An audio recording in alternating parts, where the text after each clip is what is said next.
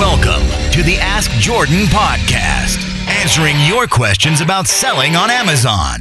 Now, he's a best-selling author, but he kicked his first grade teacher in the shins last year. From Long Island, New York, here's your host, Jordan Malik.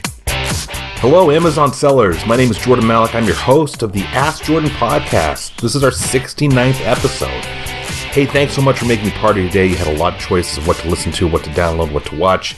It's an honor that over 2,000 of you are watching or listening to every episode. And we're on iTunes, we're on Stitcher, we're on YouTube. Just do a search for Ask Jordan.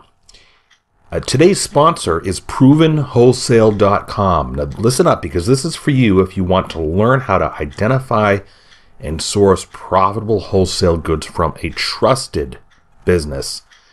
No matter where you are in the world, whether you sell on Amazon or eBay or both, ProvenWholesale.com is a course. I paid for my own copy, the full price, $97. It's the course online. It teaches you step-by-step with live assistance, no matter where you are in the world, how to start finding and sourcing profitable inventory from wholesale sources. It's taught by Robin Johnson, who is part of the Jim Cockrum team. She started with $100, and now she does way over $1 million in combined sales on Amazon and eBay. You'll learn everything from getting started to finding trustworthy wholesalers to learning exactly what to say and how to deal with wholesalers, how to grow your business, and so much more. ProvenWholesale.com. It's $97 for lifetime access. One fee, $97 for lifetime access with an anytime 100% money back guarantee. That's right, anytime. If you ever have any trouble getting a refund, let me know. Anytime, 100% money back guarantee. Find out more at ProvenWholesale.com. ProvenWholesale.com. Hey, if you're listening for the first time, welcome. This is the podcast where we only answer your questions about selling on Amazon. Now, every episode we answer a different question from you, the listener who calls in. If you miss an episode, go to AskJordan.net. Now, if you want to hear your voice on an episode and get 7 of my best-selling ebooks 100% free, I'm going to tell you how to do that after we answer today's question. And today's question is from Bill from Minnesota. Bet it's cold up there. Go ahead, Bill. Hey, Jordan. Bill Keenan here in Minnesota. Hey, I've been a full-time eBay seller for 7 years. A friend recently referred me to your podcast. Hey, my question is, how do you, when you're outsourcing product, Jordan, how do you determine, for example, at a garage sale, if an item is new or used? I've been hitting a lot of garage sales. And so can you tell me, in what times do you look for them that make you feel comfortable that, yeah, this is a new item? I appreciate your podcast. Thanks, Jordan. Bill, that's a great question. I actually got burned early on from being too loosey-goosey with the condition. First, what Bill is referring to is when you buy a product used or new that you want to resell on Amazon, Amazon asks you for the condition when you list it.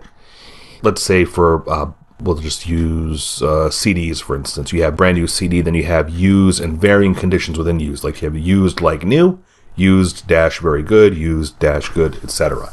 But with specific reference to your question, Bill, new, in generally speaking, new is like new, right? Meaning it has its original packaging and it's sealed. If there's outer packaging, it's still sealed. There's no break in the seal. It's clean and 100% intact, etc. So even if you've got like a box, something comes like, let's say it's a, let's say a kit for your car or something, like a accessory kit for your car. And the original packaging is a box with that little seal on it, like a clear tape seal. If that clear tape seal that was originally there when the manufacturer put it together, if that seal is broken, it's technically not new. Now, do some sellers get a little flexible with new, etc.? But according to Amazon guidelines, new is brand new, never been opened, still in the box, outer packaging is clean.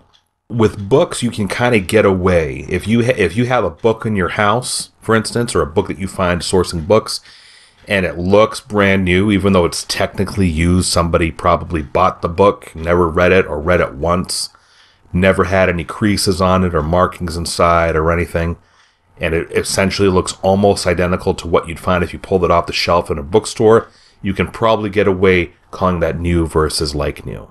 Toys, by the way, toys are a little trickier because Amazon doesn't call them used, they call them collectible.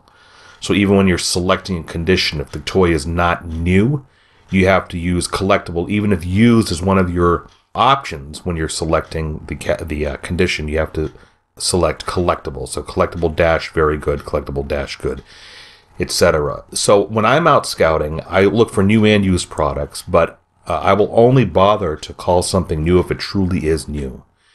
And if you're always unsure, like let's say if you bought a toy that's still in the cellophane, but the cellophane has a tear in it, technically that's not new, that's like new. So when in doubt, go one step lower in the condition scale. If you think something is like new, maybe you want to err on the side of caution and select very good, because some buyers, not all, will get finicky with you and say, well, Jordan called this item like new, but the box was crushed in one corner and I don't call that like new. That kind of thing. That rarely happens, but it does happen.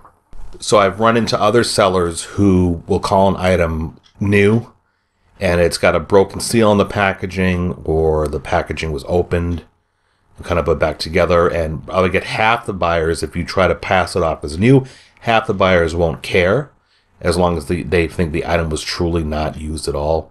And the other half of buyers will care. They'll say, hey, this item was called new, but the seal was broken. Obviously, this has been opened up. This was a gift. How dare the seller sell something like this, etc. So make sure if you're going to call something new, in your gut tells you that any customer that buys it would look at that and say, yeah, this is a brand new item. And if your gut's kind of questioning it, maybe you should go down one notch to like new, or if you find something that's like new, and call it very good. In the podcast notes for this show, for this episode 69, I put a link to Amazon's condition guidelines, or official condition guidelines for Amazon sellers. So go to the notes for episode 69, the Ask Jordan podcast, and you'll see a link to that page. So thanks for that question, Bill. Bill gets all 7 of my ebooks about selling on Amazon and eBay. Bill, just go to AskJordan.net, click on the small envelope icon near the upper right-hand corner of the page.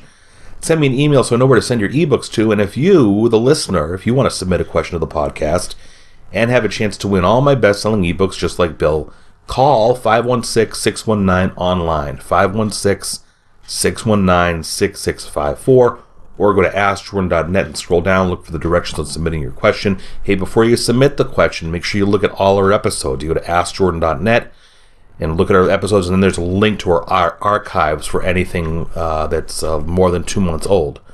So I have a handful of callers who are calling in for questions that are already answered. So make sure you check AskJordan.net, the episodes there, and then look at our archives of previous episodes going back to March of 2014. Make sure the question could be already answered. Hey, thanks for listening. This has been the Ask Jordan podcast. We'll see you again in our next episode.